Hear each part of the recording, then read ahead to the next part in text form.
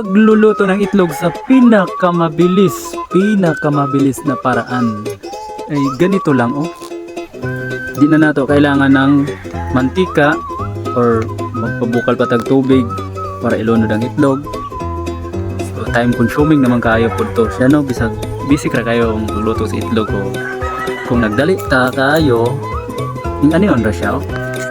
Kung ani ra ang diskarte diha mga amigo, dali ra kayo ta makakaon 3 minutes ra na amigo, pwede na dayon ni muna siya haonon unya, pwede ka na dayon makakaon diba? Brown egg yan, bisag yun ani lang yung mo ang lutuan para social niya o kuan kung sa syudad tag 20, 25 ang itlog diri sa mo tag-G's ra ni diba? Brown egg na siya pasusyal-susyal lang tani ron oh, yun na rin on pagluto og sawa kung sa pritong itlog